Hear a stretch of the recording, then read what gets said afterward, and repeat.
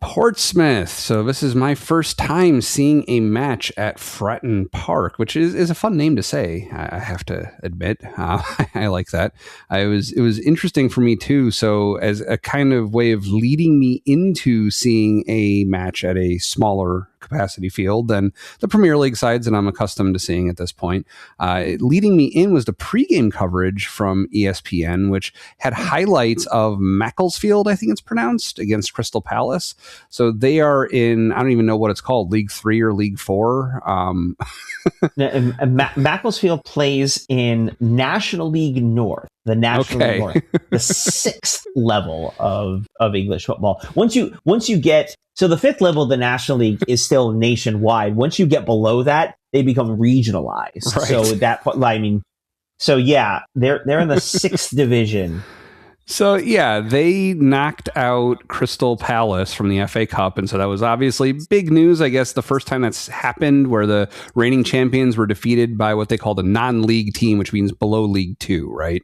Below league. Yeah, so anything below the 4th level, below League 2, the English Football League. The first time that in 117 years that a reigning champion had been knocked out by a non-league club, which was obviously eventful. And so they were showing highlights from that match, and it struck me like, oh my gosh, it looks like there's like 10 rows of seating going around this pitch, and the camera angle looks like a guy like around 6 feet tall, like my height, like holding the camera up above his head, and like that was how much elevation you had on the pitch. I mean, so that kind of set my expectations for Fratton Park a little bit lower than the Emirates. And so when I saw, there's some elevation, it's not quite what you have at the Emirates, but it's definitely better than that. What did you say the capacity was at Macclesfield's Park? It's like 5,000. Yeah, it's nuts. Yeah, they are apparently were just promoted last season from Northern Premier League Premier Division, the which is, I guess, the 7th. Yeah, they are. I mean, this is as you sort of said, this is a stunning result. And I know Palace isn't the club people like when you're thinking of the FA Cup holders over the last few years. I mean, it's been City and Arsenal and Liverpool and those kind of teams. Okay, Crystal Palace isn't that same kind. But Crystal Palace, Selhurst Park is a Premier League, is a big stadium. They play in London. They have tremendous talent. Mark Guehi was obviously Eze left. Olise went to Bayern Munich. So they've lost a few good players from last season. Mark Guehi, the center back, is highly regarded and likely to go elsewhere. They're not a bad team, right? And so to lose, even on the road, even away from home like this, to lose to a 6th division team in the National League North, currently 14th in the National. That is a shocking result, right? I mean, that really, I can't even, again, because it's Palace, I don't feel like making fun of them in the way I would. It's not like United losing to Grimsby Town. Right. I mean, this is a legitimately a stunning upset. And just kind of, they call the magic of the cup. Like, again, I on some level, no, that result should not happen. And yet, that's why they play the games. Right. Right? Yeah. Yeah, no, that makes sense. And so not only did they set my expectations for the park, but also kind of going into this, like, I generally have gone into cup matches when we're playing a down league team more or less expecting certain victory, but that kind of put that off kilter a little bit, right? And then we have, after only a couple minutes, we have the opening goal scored by, I don't remember his first name, but Bishop from Portsmouth sinks a rebounded goal, and we're on the back foot all of a sudden. Yeah, so that's Colby Bishop. I almost called him Connor because we were just talking. There were actually 3 Connors that played for them today. None of them was named Bishop. Colby Bishop scored Portsmouth's goal. So I have a confession to make. I didn't actually watch the first 10 minutes of this game. My trip in to the pub was diverted by the Houston Marathon. which shut down one of the main roads that would have led me there. And I spent about 10 minutes trying to make a left-hand turn and not being able to because there were cop cars and runners there. I eventually made it around and made my way there. But now, could you have pulled over and parked and just joined the marathon and made it on foot to the Well, the thing is, I had to cross the marathon. I had to go through them is the problem. So it's like when you're at Disney World and there's a parade going on and you're just out of luck until that thing is over. Yeah. Yeah. I mean, yeah. So I did not see that goal or our equalizer later, shortly thereafter. But yeah, in terms of the goal, I mean, watching the replay, and we'll talk about the performance in general, which, let's be honest, was not anything to write home about. We joked about nothing really happening in the Liverpool game. Not a whole lot of note really happened in this one either. But I think a lot of that comes down to the rotation of the lineup that we'll see, but also I think we got caught napping a little bit on that one. It was a shot that went in, hit the post, and kind of went to a player who should have been marked and wasn't. And credit to him for taking that opportunity and burying it. And we gave up a couple chances like that throughout the match where there was just someone unmarked in a dangerous spot. They didn't convert the others, but there was at least one more I can think of where I saw it. It's one of those where you like see him running into space in the top of the box, like they're going to get the ball to him and he's going to get off a shot. Luckily, they just weren't on target attempts, but yeah. Yeah, and I think too, I mean, take a look at that lineup we ran out there though. Mm-hmm. We didn't mention this already. I mean, in a sense, I think it says, as much as you want to say, well, you got to respect the opposition. I mean, look, we threw plenty of talent on the field. We respected the opposition. And it says a lot about where this particular game sort of fits in our pecking order for where we are in the season. But we rotated the entire side for the entire starting lineup for the last game, minus Gabriel, partly because, as we mentioned, we only had 2 healthy center backs. Right. Him and Saliba, and so one of them had to sit. I mean, you got Kepa, you got Miles at left back, Christian Norgard's playing center back, Ben White's back. Wanyeri gets the start in the center, Marino as a midfielder, not a striker. Mm-hmm. Eza, who kind of was in witness protection for a little bit there. Martinelli's back, Jesus, Madueke. I mean, that's not a lineup of guys that have gotten a lot of time. And I think that was a big part of the performance or lack of performance I think we had. It's a bunch of guys who haven't played a lot, certainly haven't played a lot together. And I think disjointed is a really good way to describe a lot of what happened in the game. Does that seem fair? Yeah, I think so. I think also in terms of respecting the opposition, I think maybe they didn't respect the opposition in the way that we're accustomed to, where, we face these not even always down league teams. I mean, this happened with Manchester City, notably, but, we face these clubs that decide the only way for them to hope to eke out a victory against us is to bunker and counter. And they didn't do that. They took the game to us hard. And that put us on the back foot for, even after we answered their goal, it was still like a while in the first half until it kind of felt like they ran out of steam a little bit. And then we were able to kind of regain our composure and start attacking and scoring from set pieces, because it's always there, but it's always something we can fall back on. And boy, did they give up a lot of corner kicks. I mean, like that's something we've seen from other teams, like some of the smaller teams that we faced in the Champions League, for instance, where it's like you see them taking these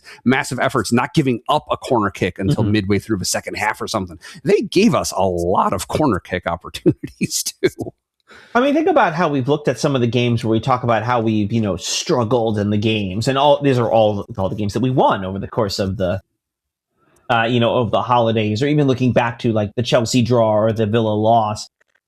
A lot of the times the struggle is since we don't get those set pieces, we don't have lots of corners, and it is such an important part of our game. But you're right; they did not bunker, which is what I would have expected. They came and played a high line. They came after us.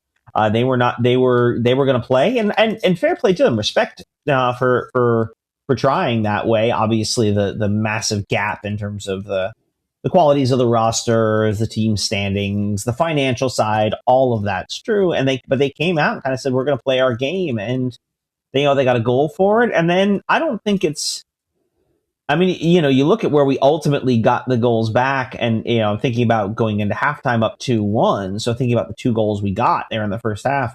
Again, as you said, set pieces. We didn't rip them apart in open play. We didn't push the ball to the midfield. I don't think we really strung together too many passes that often. No. But it's so nice to have that set piece thing in your back pocket, and then they get the bouncing ball that first goes to Norgard, then turns into the own goal. So, right. this season's perfect Arsenal goal, right? An own goal off a set piece. Yeah, exactly. Put two great tastes that taste great together. I know. And then Martinelli with the header off a corner from Madueke, and it's 2-1. And you kind of hit the half and go, oh, okay. We're fine. Mostly. I mean, there is enough of a chance that they might have scored. I wasn't because they'd already scored against us. I would have been more comfortable with a 1-0 margin than a 2-1 margin. I was relieved when we finally got that second goal. But yeah. Second marginal goal, the third goal for us. But yeah. Okay. Yeah. So we hit the second half there. Yeah, again, same kind of thing. Free kick, cross. I mean, great set, quick restart on there. Jesus makes an excellent pass. Martinelli's there to finish nicely. It's 3-1. He almost had another goal, by the way, in the first half, just after his first one, where he had the shot that he slipped on the attempt. So instead of curling around the keeper, kind of just curled wide of the post. Yeah. Oh, that was so tantalizing. That was tough. Yeah. And then I mean, really, Martinelli is the one who kind of puts this one away. It's weird for a hat trick because, by the way, he then heads in another corner in the 72nd minute, so he finishes off the hat trick. For a hat trick, it doesn't feel like Martinelli's being celebrated in quite the same way we did with Eza when he scored the hat trick against Spurs. And I know some of that it's the competition and the stage and the opposition and all that, but some of it I think is just he bangs in 3 corners or 2 corners. Like it almost doesn't feel like he did the same kind of thing. But not as heroic, not quite as heroic. But he did it. But good to get on those 2 balls, the 2 corners, and then good to get on the cross as well. Had another opportunity. In a day of indifferent performances, I thought he was good. Yeah, it was. And, it's funny. They were talking on the broadcast about, first of all, how obviously we're good at scoring off of set pieces. Apparently, they're also notoriously bad at defending them, which you could see because Martinelli scored those 2 headers from basically the exact same run. He did the same thing both times. And even there was another one that he didn't quite connect on.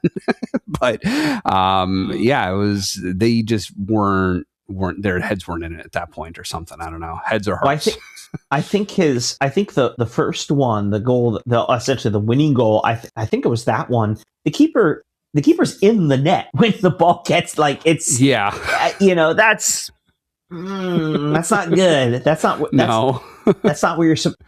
If you're in the net and you touch the ball, you know what that means, right? Yes, this is something that I go over in the keeper clinics with my 8 and 9-year-olds. Yeah. I know. I'm not going to go into a full analysis or point by point critique of their keeper, except to say that not a great day for him. Let's just say that. No, but it's when you're talking about defending a corner, I mean, I think that's probably one of the hardest situations that a keeper, aside from maybe penalties, right? But it's tough. There's just so much going on. You got so many different people pushing you in different directions, and you're jostling for position, and it's really tough. That was one thing that was really good that they were working on with my son. He had a keeper clinic in our league that I wasn't coaching. I was just watching and taking notes, but they're really emphasizing reaching up, getting up high, getting those hands up high. And you just pointed out, look, with your hands up, you're the only one on the pitch who can do that. You're going to be taller than the tallest player doing that. And it's, just kind of emphasizing why Raya does what he does so well, why that's to keeper's advantage, just to get high, get that ball when it's up there. Yeah. Yeah. And to command your box and all of that. You mentioned a penalty. We have to talk about it, don't we? I guess so. Yeah. First of all, I mean, the penalty call was pretty inarguable. I think that was definitely a foul on Madueke. He was near the byline and kind of taken down, you could say. Gets bumped down. He had one.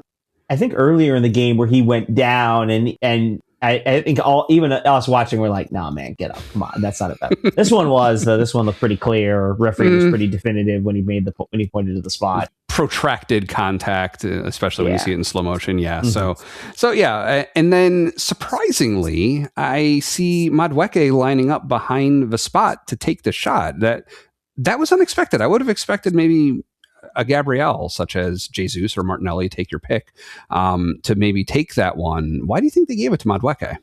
I don't know. That was an interesting thought. I'd heard this a few years ago, which seemed new to me, but I don't know, maybe it's not. Apparently there's this, some players have this weird superstition that the player who's fouled shouldn't be taking the penalty for whatever reason. And some will say, well, the player that was fouled is the one who should be taking the penalty. So I don't know. Why Madueke? Why not? I don't know. I guess now we know. Well, yeah, now we have an answer, and now I can answer that question. But as far as why Madueke, I thought that was interesting. Yeah, it's a poor penalty. I know some people who are like violently opposed to the stutter stop thing about penalties. Yeah. I don't particularly love it, but if you score, I kind of shrug my shoulders. Yeah, but you can't do that and then do what he did and then just whiff the net. Kick the ball after the keeper is already on the ground on the side that you faked him out into jumping to, and then you have a clear shot unopposed, and then you blow it. That's pretty bad. Yeah. Embarrassing, but thankfully it came at a point in the match where it would have been nice. I think that would have been that third goal that would have given us kind of the safety margin a little bit, where they could score and we still don't draw, we still win. So I was hoping that he made it. That would have been nice, but it wasn't a deal breaker. It wasn't it wasn't crushing. But no. And then again, we came out in the second half. I mean, it's funny, we're making fun of Madueke for the penalty, and it was terrible. Actually, I thought he was pretty good overall. Oh, very good, in a day full of some anonymous performances, I thought he was actually had a pretty good game, which makes it kind of interesting. Speaking of players and their games, a lot of subs, a lot of rotation, including the one we expected. It's the return of Kai Havertz. Came on in the 68th minute for Gabriel Jesus, and I thought he was really good. I thought he made a couple of good passes. Actually, had a pass that set up the corner that ended up being the fourth and final goal of the game. Right. I thought he was really effective and dangerous in his about 20 minutes that he got, 20 or so minutes on the pitch, which is good to see because we're going to need him. So let me ask you, you had mentioned something about Eze and witness protection, and I'd seen something not too long ago just commenting on that he's in the doghouse or something, like he isn't, it's some intentional decision on Arteta's part that he hasn't been playing. Was he just not performing well in practices? I know that's sometimes why we've seen that, like with Emile Smith-Rowe, for instance, comes to mind, like he didn't play a lot, and that was the reason we'd heard why. I think with Eze, I think it's, as talented a player he is, I think we talked about this a little bit when he was acquired. He's a guy who doesn't really quite fit what Arsenal does. He's a different kind of player, and there's value in that, and he can do some things that are still valuable.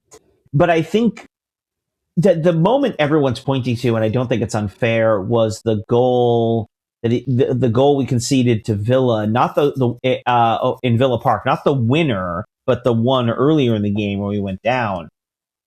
And he's very clearly not tracking back, not covering his man.